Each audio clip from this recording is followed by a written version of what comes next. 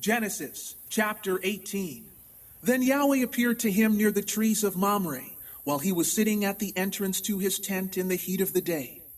So Abraham looked up and saw 3 men standing nearby. And when he saw them, he ran from the tent door to meet them and bowed low to the ground. He said, If I have found honor in your eyes, my rulers, do not pass your servant by. Please let a little water be brought, and wash your feet, and rest yourselves under the tree.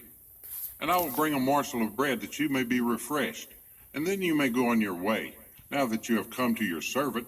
And they said, Do as you have said. So Abraham hastened into the tent to Sarah and said, Quickly knead 3 seahs of fine flour, and bake cakes. And Abraham ran to the herd, took a tender and fat calf, and gave it to a young man who hastened to prepare it. He then brought some butter and milk, and the calf that had been prepared, and set these before them. While they ate, he stood near them under a tree.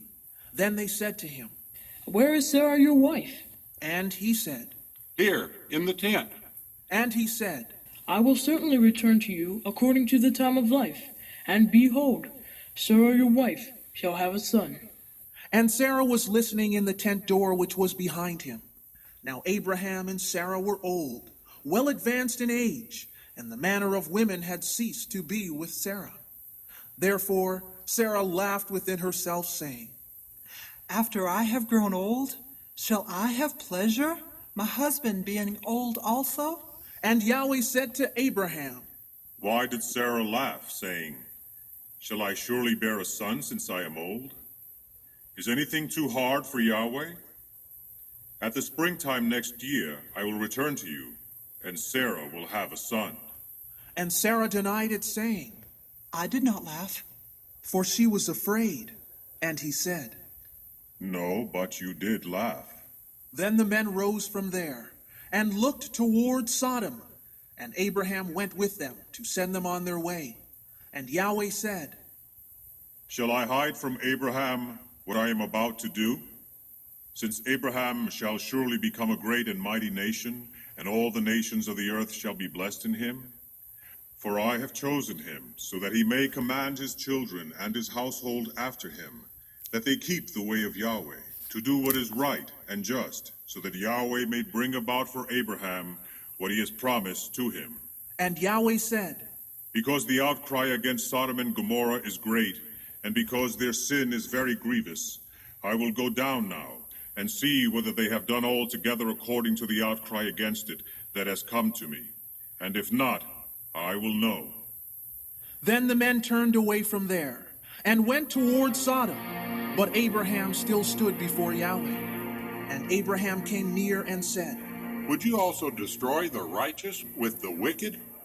Suppose there were 50 righteous within the city. Would you also destroy the place and not spare it for the 50 righteous that were in it? Far be it from you to do such a thing as this, to kill the righteous with the wicked, so that the righteous should be as the wicked. Far be it from you. Shall not the judge of all the earth do right? And Yahweh said, If I find in Sodom 50 righteous within the city, then I will spare all the place for their sakes. Then Abraham spoke up again. Now that I have been so bold as to speak to Yahweh, though I am nothing but dust and ashes, suppose there were 5 less than the 50 righteous. Would you destroy all of the city for lack of 5?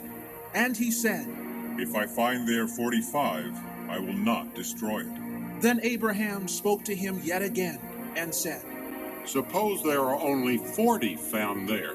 And he said, I will not do it for the sake of 40.